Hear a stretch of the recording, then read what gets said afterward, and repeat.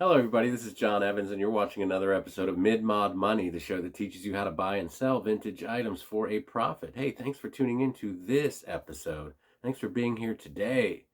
Remember to cram that like button into your, jam it down into there, and also subscribe, because that's how you get free stuff. First Monday of the month, we give away free things. I always have to mention that. So let's get to this thrift store haul, which is really impressive. Large thrift store haul. I need to talk fast and show it to you.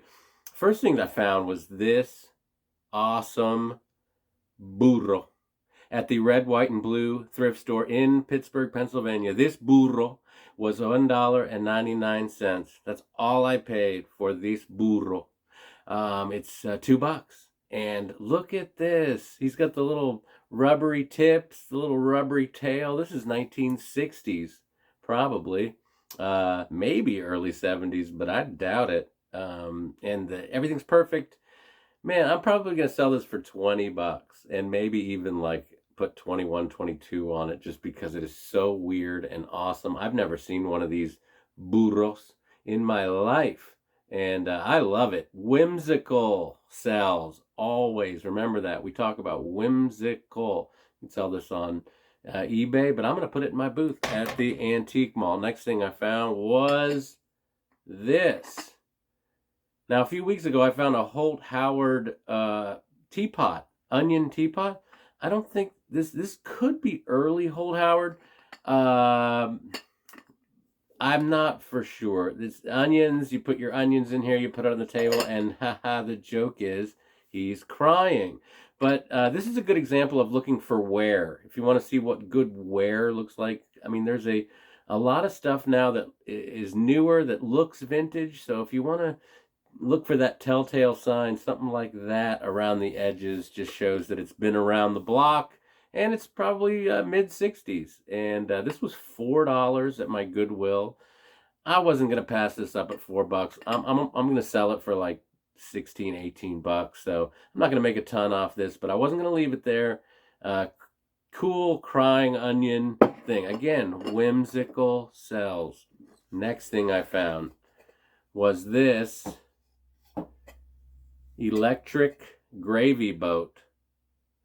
I mean, we all remember Hendrix at Woodstock and The Who and Sly and the Family Stone, but do we ever talk about the Electric Gravyboat's performance into the wee hours of the night? Now, this was a weird find. Like, when I saw this, I saw these little prongs, and I'm like, this isn't a... And then this cord, here's what you do. You'd plug your gravy boat into, like so, thusly, and then you would get an extension cord, drape it across your Thanksgiving table, and that way you wouldn't get that weird film on your... Look, this was $3.99. It's in perfect shape. I don't know, man. I bought this because it's just so I could say Electric Gravyboat on my show several dozen times. $3.99. I would say it's probably worth 12, 15 bucks. Maybe 20 bucks. I might, someone that sees this might go, "Oh my God, we had that as kids."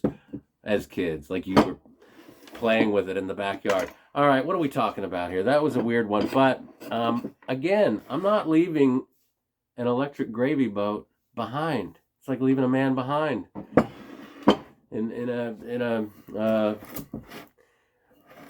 a military drill. You don't want to leave a man behind. Get that gravy boat on the copter. Okay, this next thing is a Holiday Designs cookie jar. I've had Holiday Designs before. They sell good. They're usually more colorful than this. This is very 70s or late 60s, possibly, but the earth tones don't sell as well as the lime green and the orange, but they still sell. They're desirable. Usually they say Holiday Designs on the back. This one doesn't. But I know it's that because I've had these before, these canisters that say flour, sugar. So this is worth 30 to 35 bucks as a standalone cookie jar. I paid $3.99 for it. So I'm going to make a little bit on this Holiday Designs cookie jar. Now, forget about mass produced. Let's talk about art, because that's what I'm into. What I'm really into is art. And when I find good art, it's noted that I enjoy. Oh, look at this. This is a Panther art. I mean, it really, some guy cut out a poster, put it on this, lacquered it. This is the original cut and paste is what it is. This is 1970s. Guy would put this in his bedroom and, talk about Aerosmith with his buddies. That's what this is. That's what this is. This was also $4.99.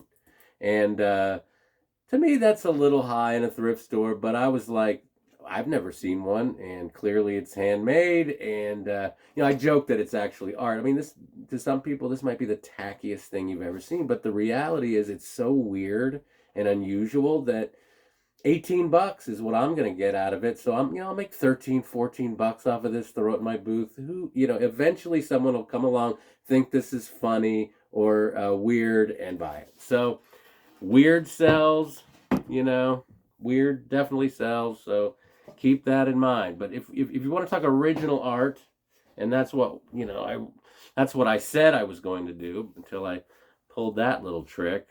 This is an original brutalist owl. Now you're saying, what makes it a brutalist?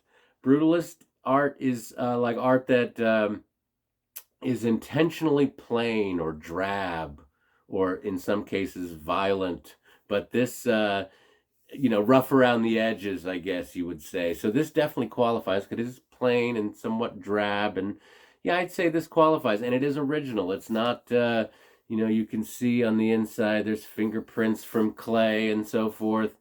This was $3 at Goodwill. I'm guessing from the 70s. It looks like it's got some age to it, and I think probably the price on an original pottery piece that somebody did of an owl, $30 to $35. So I'm gonna make $30 off of this brutalist white ceramic owl or pottery or clay or whatever. Not signed, so you never know. This next piece is signed. Now we're getting to some real art. If you want to be honest, this is oil on canvas sailboats. Nothing special, but it's got some good cubist kind of look going on. The color's good. It is in perfect condition, no holes, nothing. Got good color. I would say it's probably going to sell for $34, 32, 34. I paid $5 for this, so I'm going to make 25, $27 off of this canvas original art. Now, we are down to our final thing here, and I am excited about it because this is such an intense score. I didn't even realize when I found it how big a score it was until I got my research guy, thank you, Christy, to figure out the value of this piece. First of all, I Windexed this mirror because one of my subscribers, Wojo, calling you out for complaining about the smudges on mirrors when I do this show. So look what I did. I still think it's not perfect, but this mirror, this is an $8 mirror. I paid $8 for this. This is Italian from the 1970s, and I know that because there's a tag on the back, Rosenthal Netter, Italy. And it is designed by Franco Albini. And he was this designer that did a lot of this kind of stuff. This Rattan design, this is mid-century. This is 60s. This is in perfect condition. And the prices of a Franco Albini mirror made by Rosenthal Netter they start at $400. Cherish had them for $800. First Dibs, people were asking $1,600 for this exact mirror, and I found it for $8. So I'm looking at $300 to $350. I think is what I'm going to ask. $300 to $350. I'm not in the right market to get any crazy $1,000 prices on this mirror, but I will say this: it is perfect. I mean, this is a delicate kind of rattan situation. This is a really, really nice vintage, probably 55, 60-year-old mirror at this point. So if we look at everything that I found, I spent $44 on everything. 44. When it's all said and done, through my booths in Pittsburgh, Facebook Marketplace, eBay, perhaps, if I want to ship that mirror, I'm looking at $488 off of 44 bucks. $488. So anyone can do this. You've got, if you have Google Lens, do you have an automobile? Do you have an eye? You can learn to have an eye for this stuff. Anyone can do it. But keep watching my program, Mid Mod Money. I'll teach you everything I know. I appreciate you watching today, and remember to always round up.